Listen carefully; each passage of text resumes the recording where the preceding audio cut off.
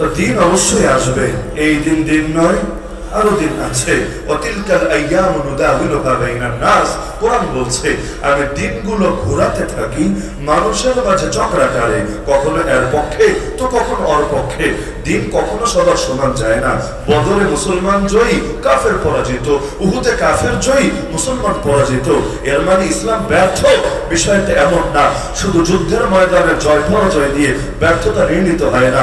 যার কারণে হেরাক্লিয়াস এই যুদ্ধের ফয়সালা শুনেও বলেছিল, আরে ব্যাপার না, এই নবী হক নবী। কিভাবে বুঝলাম জানো? ওয়াকাযালিকা রাসূলু তুবতালা সুম্মা তাকুনু লাহুমুল আকিবা। রাসূলরা দুনিয়ায় পরীক্ষার শিকার হন। আরে দুনিয়ায় ভালো কাজ করবেন, পরীক্ষা দিবেন না, এটা কখনো হয় নাই, হচ্ছে না, হবে না, হওয়া সম্ভব না।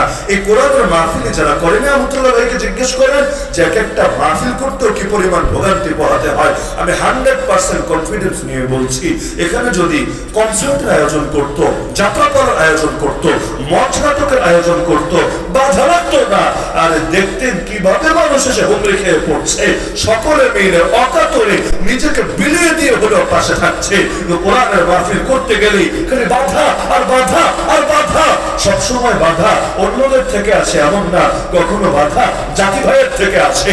আর অন্যের থেকে বাধা আসলে সেই বাধা সয়ে নেওয়া সহজ হয়। তো জাতি ভাই যদি বলে করতে দেব না, হতে দেব না, তুমি এগিয়ে যাবা, তোমার এখানে অমুক তমুক আসবে, এটা তো মেনে নেব না, আল্লাহর কসম এর চাইতে বড় আঘাত দিনের বুকে কিছু হতে পারে।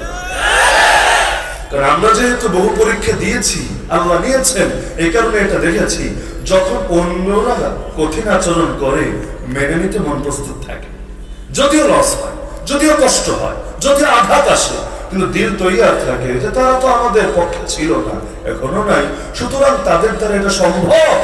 কিন্তু নিজেদের লোকেরাই যখন দুর্ব্যবহার করে তখন এটা দুনিয়ার কেই বা সয়ে দিতে পারে।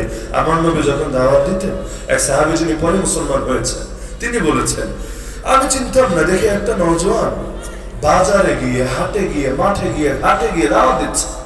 তার একটাই কথা, ইয়া আইয়ুহান নাস কুলু লা ইলাহা ইল্লাল্লাহ তুফলিহু, হে মানুষরা লা ইলাহা ইল্লাল্লাহ বলো, সফল হয়ে যাবে। আমি দেখতাম তার পেছনে একটা বয়স্ক লোক এসে হাজির হতো, যে এসে তার পেছন থেকে কখনো ধুলো নিয়ে, মাটি নিয়ে মাথায় ছুঁড়ে দিত, কখনো থুথু নিক্ষেপ করতো চেহারায়, কখনো আজে বাজে আচরণ করতো, তো থুথু মারলো, প্রতিবাদ করতো না, হাত দিয়ে থুথু মুছে আবার বলতে শুরু করতো, ইয়া আইয়ুহান নাস কুলু লা ইলাহা ইল্লাল্লাহ তুফলিহু।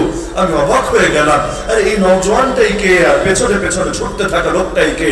কারণ লোকটা অন্যদেরকেও বলতে সাবধান সাবধান, এ হচ্ছে আমার আপন ভাতিজা, তোমরা কেউ তার দাওয়াত সিরিয়াস নিও না, ও পাগল, মানসিক রোগী, ওর মাথায় সমস্যা আছে, সুতরাং ওর কথায় তোমরা এত প্রভাবিত হয়েও না। তো আমি জিজ্ঞেস করলাম মানুষদেরকে, কে এগুলো? বললো যে নওজোয়ান দাওয়াত দিচ্ছে সে হলো আব্দুল্লাহর পুত্র মুহাম্মদ, আর পেছনে এসে যে তাকে মারছে, গালি দিচ্ছে, থুতু ছুটছে, তার বিরুদ্ধে প্রপাগান্ডা চালাচ্ছে, সে আর কেউ না, তার রক্তের আত্মীয় আপন চাচা আবু লাহাব।